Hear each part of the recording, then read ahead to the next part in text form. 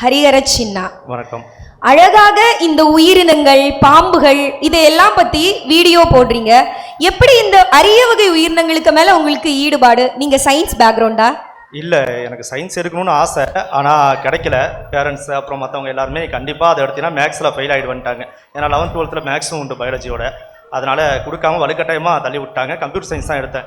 ஆனால் அதை படிக்கலை, இதை தான் படிச்சுட்டு இருந்தேன் தொடர்ச்சியாக. அப்புறம் காடாக சுற்றிட்டு இருப்பேன் சின்ன வயசுலேருந்தே. அப்படி வந்தது தான் இந்த ஆர்வம்.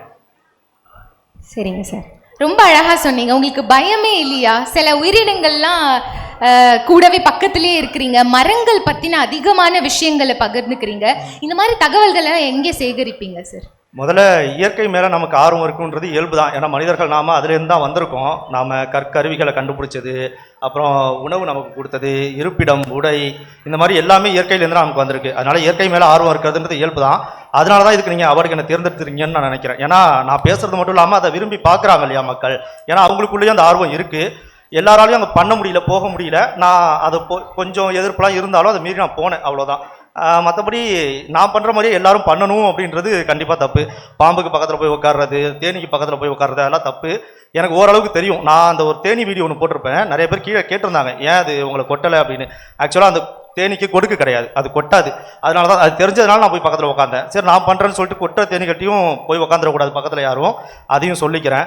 அது தெரியும், அதை பற்றி நிறையா படிச்சிருக்கோம், புத்தகங்கள் படிச்சிருக்கோம், அதனால பண்ணுறோம், அவ்வளோதான். ரொம்ப அழகாக சொன்னீங்க. உங்கள் முன்னாடி ஒரு மரம் வெட்டப்படுறதை நீங்கள் எப்படி பார்க்குறீங்க? ரொம்ப கஷ்டமாக இருக்கும். ஆக்சுவலாக யாரோ வச்ச ஒரு மரத்தை வெட்டுறதே ரொம்ப கஷ்டமாக இருக்கும்.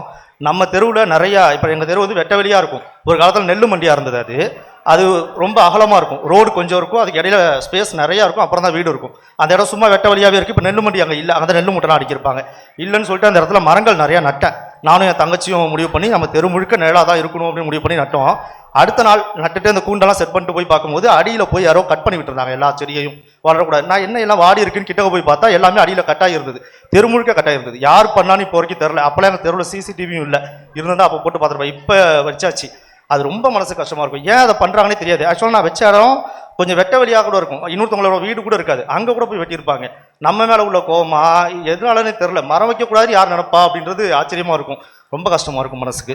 உங்கள் ஆதங்கத்தை நிறைய வெளிப்படுத்தி, ஆனால் அதுக்கு சப்போர்ட் பண்ணுறவங்களும் நிறையா இருக்காங்க, அவங்களையும் பாராட்டி ஆகணும். நிச்சயமா இந்த மாதிரி ஒரு சிலர் இருக்காங்க, அவங்களும் மாறுவாங்கன்னு நம்புறேன். மாறுறதுக்கான பயணம் தான் அது. தமிழை டிஜிட்டல் யுகத்தில் தான் மரபுகள் பாடிக்கொண்டே வா, விருதுகள் வாங்கி செல்ல.